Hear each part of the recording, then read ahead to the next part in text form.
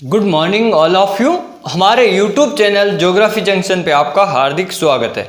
आज हम बात करेंगे मुख्य रूप से कि जो मानसून प्रदेश में रहने वाली जो जनजाति है उनके बारे में बात करेंगे कि जो आज की अपनी जो जनजाति मैंने बताई गुज्जर, ये गुज्जर जनजाति है ना, ये कौन से भौगोलिक क्षेत्रफल में या क्षेत्र में निवास करती है, या इनका निवास क्षेत्र किस प्रकार का, या यह जो भोजन के रूप में किस प्रकार से निर्भर है, या भोजन के किस प्रकार से करते हैं, कैसा भोजन करते हैं, शाकाहारी है या मांसाहारी है, या अपन बात करेंगे इनके जो रीति रिवाज है वो किस प्रकार के हैं, या इनकी अर्थव्यवस्था है जो उनका मुख्य आधार क्या है, या अपन बात करेंगे इनके जो व्यवसाय वगैरह किस प्रकार से हैं, और इनके जो क्षेत्र निवास क्षेत्र ये कहाँ पर है, भारत में रहती है या बाहर से आई हुई है, तो इन सब के बारे में अपन अध्ययन करेंगे।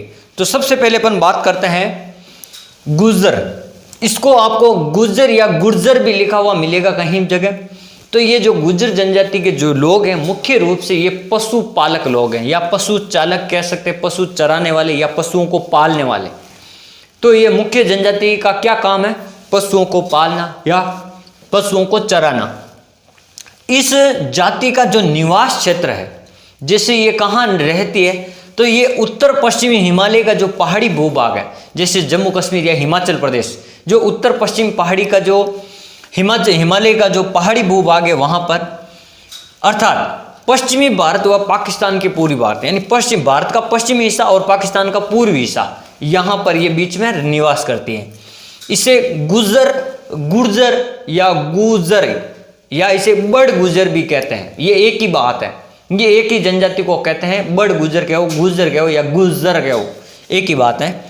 ये लोग गुजरियों के वंश के हैं, गुजरियों के वंश के, या अपन कह सकते हैं जॉर्जियोवियंस, इनके वंश का नाम है जॉर्जियोवियंस या गुजरीय वंश के जो लोग हैं उनको कहते हैं।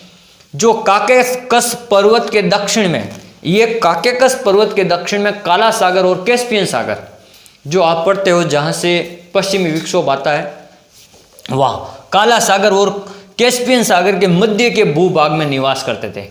ये लोग पहले कहाँ रहते थे, यानी काला सागर और कैस्पियन सागर के मध्य जो भाग था वहाँ से इनका जो उत्पन्न हुआ है, या वहाँ से ये इधर आए हैं। तो अपन बात कर सकते हैं, मान सकते हैं कि ये कैस्पियन सागर और काला सागर।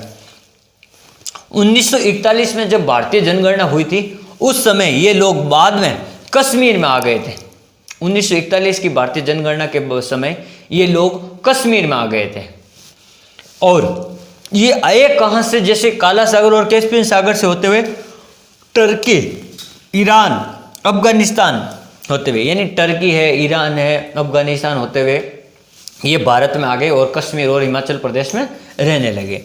जैसे अगर अपन कश्मीर की बात की जाए, कौन कौन से क्षेत्र हैं, जैसे जम्मू, डोडा, कठुआ, उधमपुर, रियासी, राजौरी और पुंछ, ये क्षेत्र मुख्य रूप से आपके जो जम्मू कश्मीर राज्य है वहाँ से ये निवास क्षेत्र है उनके। जैसे बता देता हूँ, जम्मू, डोडा, कठुआ, उधमपुर, सियासी, राजौरी और पुंछ, ये जो जिले या क्षेत्र हैं जहाँ इस जनजाति का निवास क्षेत्र है अभी वर्तमान की बात की जाए तो भारत में।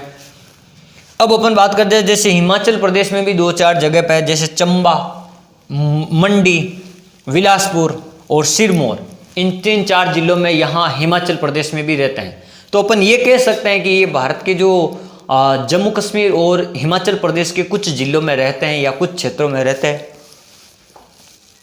अब इनके भौगोलिक वातावरण की बात की जाए, जैसे अपन को पता है कि ये बर्फीले क्षेत्र में रहते हैं, हिमालय भाग के जो भाग है वहाँ रहते हैं, पहाड़ी भागों में। तो पहाड़ी भागों में क्या होता है, जो सर्दियों का जो मौसम होता है बहुत ही ठंडा होता है, और जो गर्मियों का मौसम है बड़ा ही सुहाना मौसम होता है, ठंडे मौसम होते हैं। गर्मियों में वहाँ की जो बर्फ़ वगैरह होती है पहाड़ी इलाकों वो पिघल जाती है, और जो घास भूमि होती है वो बाहर आ जाती है। इसलिए ये क्या करते हैं, जो मौसमी प्रवास करते हैं, ये सर्दियों में तो ये मैदानी भागों में चले आते हैं क्योंकि वहाँ घास फूस, और गर्मियों में ये क्या होता है, जो पहाड़ी भागों पर जब घास फूस निकल जाती है बाहर या बर्फ़ पिघल जाती है तो फिर वहाँ पर ये जाते हैं अपनी भेड़ बकरियों को चराने के लिए। तो ये आपको ध्यान रखना है।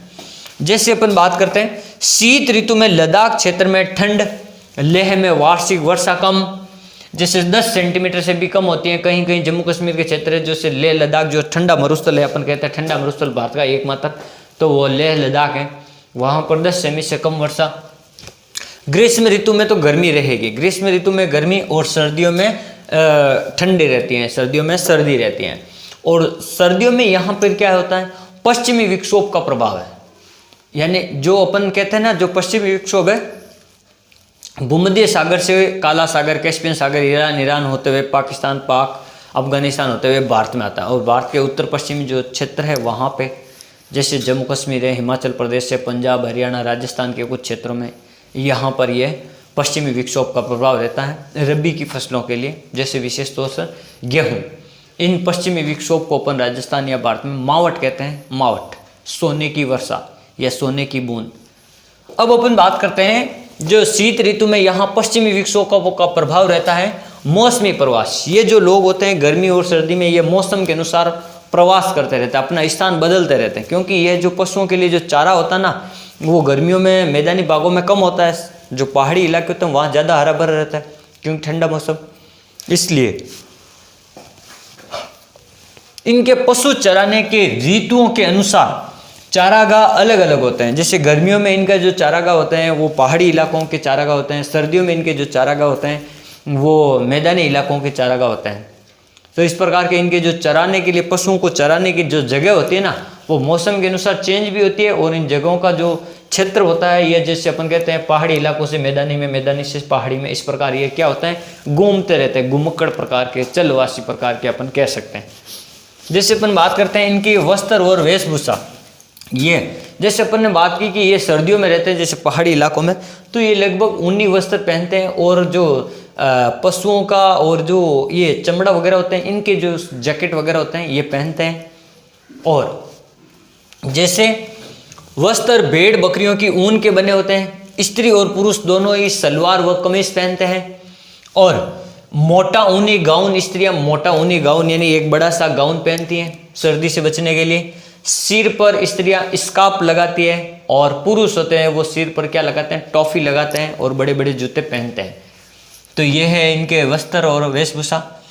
अब इनके भोजन की बात की जाए तो चावल और मांस, ये मुख्य रूप से चावल और मांस,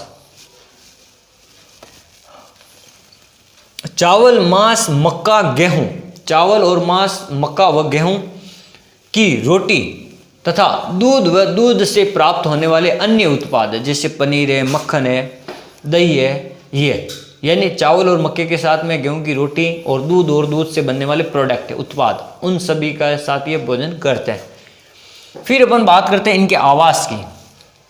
इनका जो आवास होता है वो हमेशा क्या होता है, अस्थायी प्रकार का आवास होता है। अस्थायी यानी आपको पता ही है ये चलवासी होते हैं, तो ये सर्दी गर्मी में अपना आवास बदलते रहते हैं। तो ये ऐसे ही झोंपड़ी वगैरह जो अपन कह सकते हैं, जैसे ये ढालान नुमा झोंपड़ी वगैरह बनाते हैं पहाड़ी इलाकों में, ताकि वो बर्फ़ है वो नीचे चला जाए, हिम वर्षा हो तब भी।